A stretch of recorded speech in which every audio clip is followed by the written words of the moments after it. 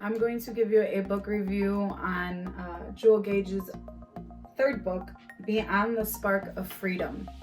And this book, let me tell you, was something else. I was not anticipating all the positivity that came out of this book to make you feel as though there is something better for you out there. There are purposes in life. Everyone has its own purpose, and pretty much, you have to search for it in your own inner you. I will go and explain just a few tidbits that I found in the book that pretty much drawn me to them in particular.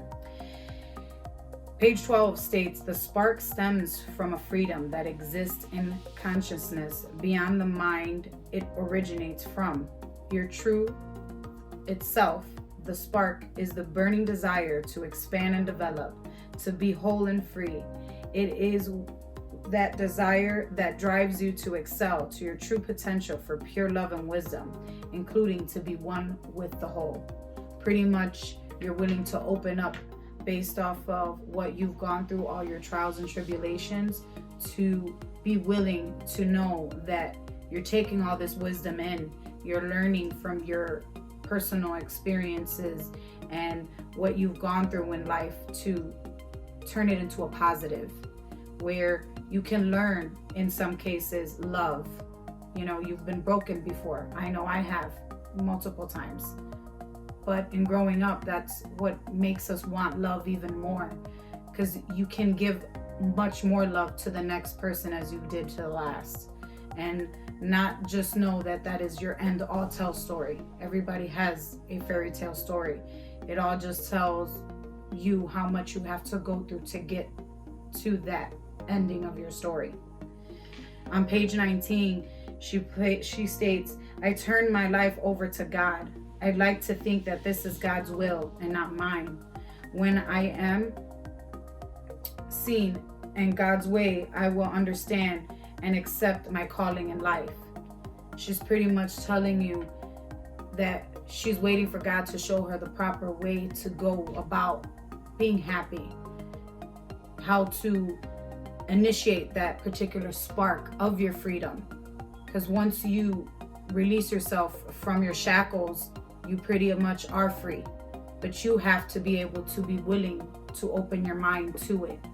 And if it's that, again, I'm not a spiritual person, or I'm saying a religious person, I am a spiritual one, that who's to say that in God's way, he's showing you his own in particular signs that this is the proper way to go about it, so you can get that wisdom, so therefore you can learn to love again, therefore for you not to learn to pass judgment to others and learn to see the positive in each and every person. Not everyone has a negative side to them. There's always something positive that flourishes. They learn from such aspects, whether it's from a book or whether it's from personal experiences. Slowly but surely, you end up seeing the positive in it. On page 35, she speaks of love, and she says, love is the prime activity of the universe, from which everything gains its source and creates the connection by and among everyone, regardless of past actions, events, or thoughts. Everyone is welcome. Nothing is set apart or cast out. What appears as a weakness and imperfections are illusions that overcome victim, manipulation, consciousness. The power of love dissolves all separateness to fulfill the true expression of self. So she's pretty much telling you that you can definitely learn to make a negative into a positive.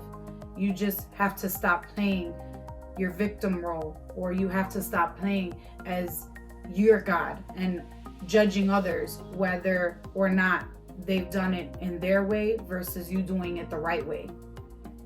I honestly think that this is a very good book for people who are trying to initially look for that spark in their life, to be able to feel whole again, to be able to pass it on to the next person, so then therefore they know whether or not it's the right move. whether or not they're making the right decision. This book is very inspirational to those who are looking to light that fire back into their life. I definitely would pick up this book, Beyond the Spark of Freedom, at any store.